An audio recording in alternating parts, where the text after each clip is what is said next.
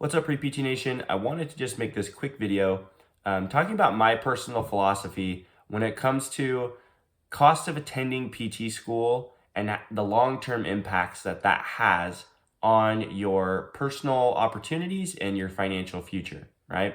So there are many applicants that think, I have to go to this particular PT school because this is the only place I'm going to get a good education.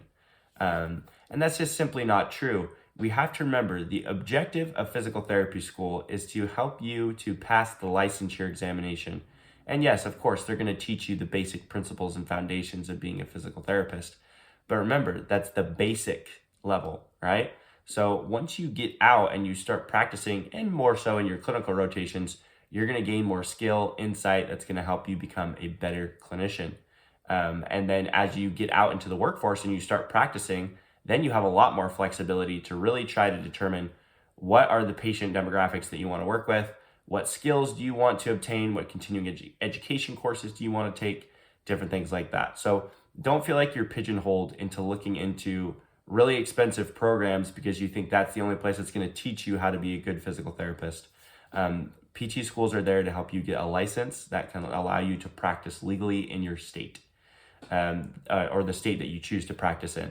But student loans are going to stick with you for quite a long time, whether it's you're doing the standard repayment, whether you decide to do the 20-year repayment and then have the tax bomb at the end of that period of time, or you decide to go to through a hospital system or any other type of organization that allows you to receive student loan forgiveness. Either way, these implications are going to limit your options and your decisions going forward. So even if you choose to do a forgiveness program with a company or a hospital system, that likely comes with a term of service, most of the time at least 10 years. So that's 10 years that you're going to be in that same location. Is that what you want to do? Do you want to have flexibility? Do you want to be able to move around? Different things like that. And your financial implications also, depending on the student loans that you have, it can impact your ability to get into a home because of your debt to income ratio. Different things like that. So while it is common to have student loans coming out of PT school, you should do everything you can to try to minimize these loans as much as humanly possible. So that way you can set yourself up for success when you get out of PT school and also have a plan for what you're going to do to attack your loans.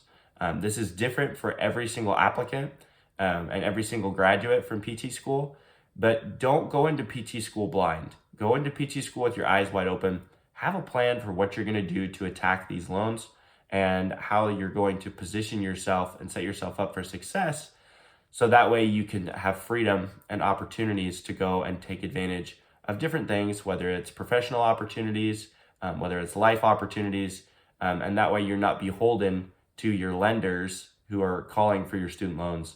I know a lot of people are struggling right now as student loan repayments have started back up again, and they've gotten so used to not paying them, and now that large payment is coming due. So this is not a to scare you. This is to prepare you so you can be ready and you can have your mind focused on the things that matter when it comes to your future. And attending a low-cost physical therapy school is top on that list in terms of cost of tuition and cost of living. And then make sure that they have a relatively high pass rate, first-time pass rate on the licensure examination, so you can get what you need from school and then get out and start practicing. And then you can figure out how you want to specialize and the continuing education courses you want to take and who you really want to become as a provider. So hope this has been helpful for you. Thanks so much. Have an awesome rest of your day and happy applying.